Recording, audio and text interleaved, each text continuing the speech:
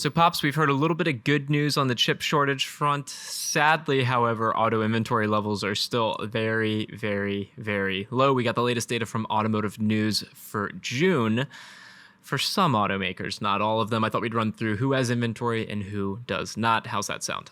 Sounds good to me. And let's preface this by saying that what Auto News might show as days on hand, that might not necessarily reflect real days on hand inventory.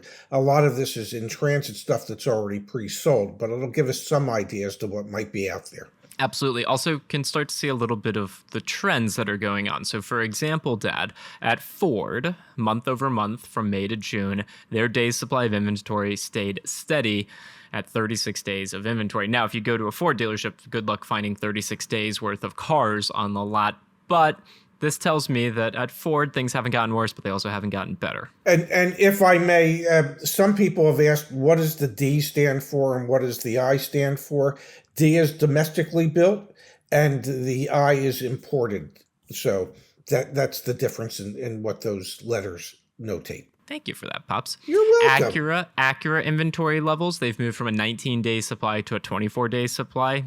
That's honestly really high in this market. And my suspicion is that it's not really an on-hand day supply, that if you went to an Acura dealership, you're not going to find that many vehicles that are on hand that are actually available. You might see some vehicles there that are pre-sold and awaiting delivery.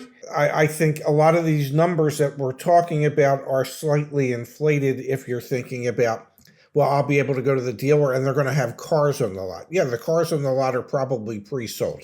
Honda, their days supply of inventory, Dad, trend, again, went from 16 days worth of inventory to 13 days worth of inventory. That's not quite what you'd want to see. Now, when you look at all of Honda, including Acura, where they went from a 16-day supply to a 14-day supply, including Acura, Dad, and Honda, there are 45,000 new Acuras and Hondas nationwide. And again, a lot of them, like you said, have been pre-sold. I mean, how many Honda dealerships are there nationwide? 1,000 maybe? Probably, yeah, maybe more. So what is that, 4 cars per dealer? It's like, not that's insane. Lot. Yeah, so I don't see how that's a 14-day supply of cars. You know, unless their sales rate is a third of a car a day. Yeah, which it definitely isn't. We know there's enough consumer demand to make up for that.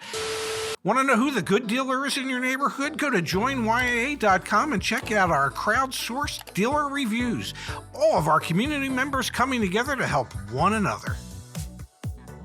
Genesis, Dad, their day supply of inventory steady from 21 to 20 days in June. Hyundai's went from a 7-day supply to an 8-day supply. When you add them all up, Hyundai and Genesis, you get to an 8-day supply month over month. Kia, down from an 11-day supply to a 10-day supply.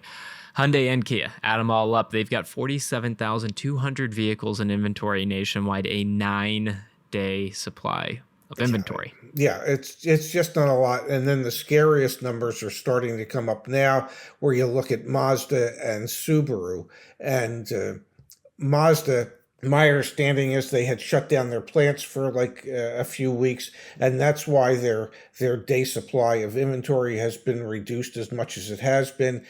They've restarted production, and depending on shipping and how long it takes, we should hopefully later this month or sometime next month see an influx in Mazda vehicles back in the country. So from a 7-day supply down to a 4-day supply, there are over 600 Mazda dealerships in the United States and supposedly 2,300 new vehicles in inventory. Again, most of them are probably spoken for. You can do the math. There's maybe 3 Mazdas per dealership nationwide. Subaru's been in a really difficult position throughout the entire pandemic. 3-day supply last month continues to be a 3-day supply at Subaru. We have not seen any progress at Subaru in terms of producing enough vehicles to match consumer demand. We've seen Subaru, just like all the other automakers, increase their MSRPs. That's something we've definitely seen. And quite frankly, we've also seen automakers move towards more of a factory order model. Subaru didn't used to offer that. Now they kind of sort of do. Well, they kind of sort of don't have a choice. And the sad part for Subaru is for like 10 or 11 years in a row, They had nothing but an increase in sales every month for like 10 or 11 years in a row. And they've been going backwards because they just can't get a handle on the supply chain issues to be able to produce the number of cars that they need in order to keep their customers in Subaru. Lexus down from a 29-day supply to a 23-day supply month over month. That's one of the biggest drops we saw throughout all of the data. And Toyota down from a 20-day supply to a 16-day supply. That's another one of the bigger drops. It makes sense. All of the headlines coming out of Toyota were really frank and really honest and candid about the challenges that they've had in procuring supplies to be able to produce vehicles. That 20 to 16 for the largest automaker in the world. That's, to me, one of the most alarming numbers on here. Could you imagine Toyota with a single digit day supply of inventory? Like, unheard of if we get there, unprecedented. Yes, and they've already announced that they've cut 150,000 units out of their June production. So it's probably not going to get better for Toyota for probably 4 to 6 weeks or so. Volvo from a 23-day supply to a 22-day supply, similar to Acura type of volume and amount of vehicles that are in supply. They've been pretty steady throughout the pandemic. And honestly, you can kind of get a quote deal or maybe at or below MSRP on a Volvo. Now, manufacturers who don't report here, Stellantis is one of them. We don't see any Chevy or GM products on here. We do have data from our friends over at Four Eyes, Dad. And so I pulled together from Four Eyes April of 2020, which was kind of the peak new car inventory, to May of 2022, end of last month.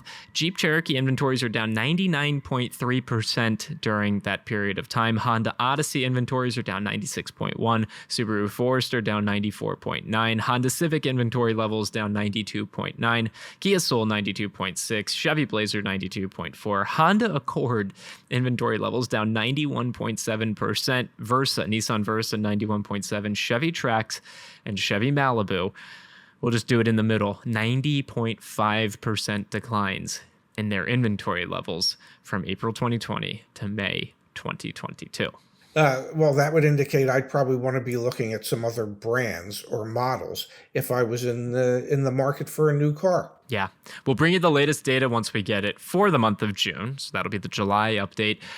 I suspect that we're going to start to see, just based on some of the headlines, we're seeing a few more months of steady declines or maybe some flattening out. And then I think we're maybe towards fall into this year, things might look a little bit better when we start to look at day supply. That'll also partly be impacted by less consumers being in the market. So to be clear, it's not all just better supply. It's actually less demand, which will make the day supply look better because we're selling less cars. The combination of more inventory and lower demand will cause the day supply to go up. Yep, 100%. All right, Pops, thanks for your time as always. Thank you, honey.